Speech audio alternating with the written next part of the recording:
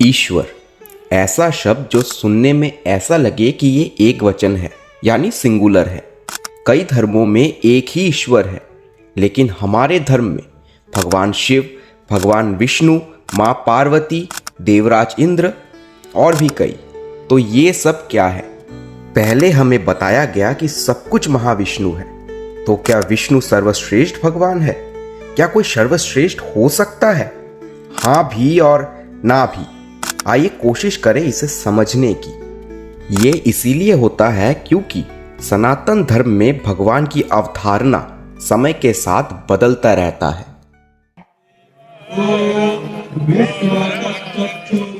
जो हिंदू धर्म का वर्तमान स्वरूप है, हम जिस तरीके से बिहेव करते हैं एज रिलीजियस पीपल, वो सब कुछ वैदिक नहीं है। क्योंकि वेदों में न तो मूर्ति पूजा है, न मंदिर का कोई विधान है। जो वैदिक देवता हैं वो सब बस अदृश्य प्राकृतिक शक्तियां हैं।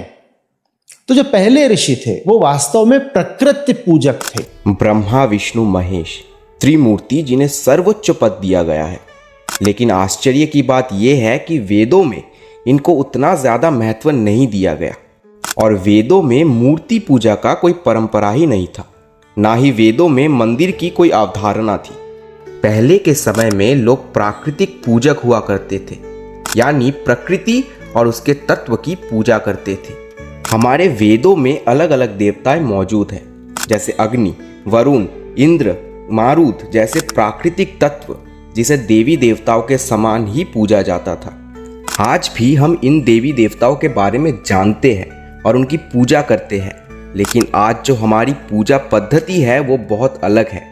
आज हम हर जगह मंदिर देखते हैं और देवी देवताओं की मूर्तियां बनाकर उनकी पूजा करते हैं। लाखों या शायद करोड़ों देवी देवताएं हैं सनातन धर्म में। प्रत्येक देवता के अलग अलग रूप और अवतार होते हैं, जिनकी अलग अलग तरीके से पूजा की जाती है। और इन सब के पीछे का कारण समझने के लिए हमें ये जानना होगा कि ये देवता है कौन से।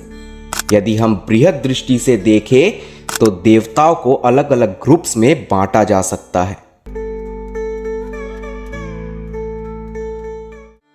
सबसे पहले हमारे मुख्य ब्रह्मा, विष्णु और महेश, सृष्टि के रचयिता, पालनकर्ता और संहारक, जिन्हें हम त्रिमूर्ति के नाम से जानते हैं। और उनका मिलन ही ब्रह्मांड को संतुलन में रखता है। और जब भी ये संतुलन बिगड़ता है तब भगवान विष्णु और भगवान शिव विभिन्न रूपों में अवतार लेते हैं और पृथ्वी पर आते हैं। वे अधर्म का नाश करते हैं, धर्म की स्थापना करते हैं और इस संतुलन को बनाए रखते हैं। Energy is the wheels, that makes things move. So energy is Shakti. Shakti and the masculine form, they together combine to create this whole realm or this whole universe. त्रिमूर्ति ब्रह्मांड में संतुलन बनाए रखती है, लेकिन ये कार्य तब तक अधूरा है जब तक सृष्टि में रचना नहीं होती, जब तक प्रकृति की शुरुआत नहीं होती। इसीलिए इनके साथ हमें 3 देवियां भी दिखती है, माँ सरस्वती, माँ लक्ष्मी और माँ पार्वती। महादेव की अर्धांगिनी माँ पार्वती, जिन्हें शक्ति के रूप में देखा जाता है। ऐसा माना जाता है कि प्रकृति का रूप है शक्ति। The essence of nature and life is feminine. और यही प्रकृति जरूरत पड़ने पर माँ काली या माँ दुर्गा जैसे विनाशकारी रूप धारण कर सकती है। उसी प्रकार माँ लक्ष्मी और माँ सरस्वती इस दुनिया में धन और ज्ञान की देवी कहलाती है, और वे मानव जाति के कल्याण के लिए बहुत बड़ी भूमिका निभाते हैं। और उनके बिना इस दुनिया में कभी प्रगति हो ही नहीं सकती। इन सब के अलावा हमारा तीसरा ग्रुप है देवलोक के देवताओं का। हमारे वेदों में प्रकृति पूजा की जो परंपरा बताई गई है वो आज भी चल रहा है। हमारे पुराणों के अनुसार ये देवता देवलोक नामक एक नगर में रहते हैं। इनके अलावा भी और भी कई प्रकार के देवी देवताएं हैं जिनकी हम पूजा करते हैं, जैसे हमारे गणेश जी, भगवान विष्णु के 10 अवतार, हनुमान जी, माँ पार्वती के 9 अवतार और भगवान शिव के पुत्र कार्तिकेय भगवान। यही नहीं, भारत के विभिन्न क्षेत्र में इनके अलग अलग नाम और अलग अलग रूप है जिस रूप में हम पूजा करते हैं।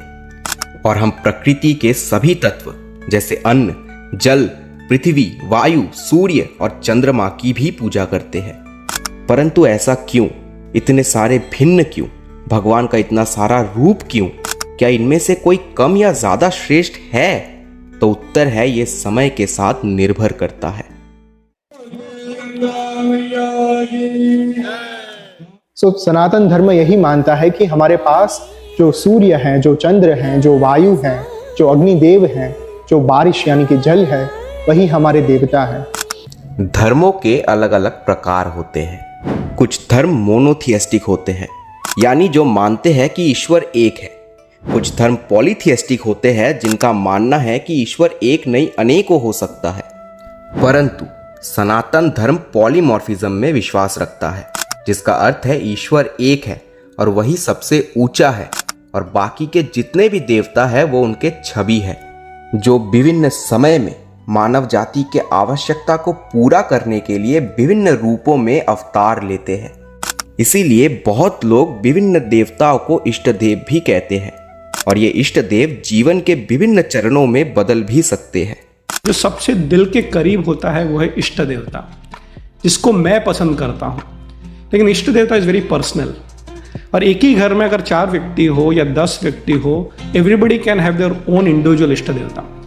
सो अगर मेरी माँ का इष्ट देवता कृष्ण था और मेरी बीवी का इष्ट देवता विट्ठल है, तो मेरा इष्ट देवता शिवजी हो सकता है, एंड इट इज़ एक्सेप्टेड। अब इष्ट देवता इज़ अ पर्सनल चॉइस, कोई बोल नहीं सकता कि इसी को मानो। और सच कहते हैं कि वो दिल की बात होती है, तो किसी को क्या पसंद आ जाए वो तो अपने ऊपर चॉइस है। आइए इसे एक छोटे से एग्जाम्पल से समझते हैं। उदाहरण के लिए हम डर को दूर करने के लिए हनुमान जी की पूजा करते हैं और विघ्न को दूर करने के लिए गणेश जी की, और धर्म का पालन करने के लिए हम राम भगवान को याद करते हैं।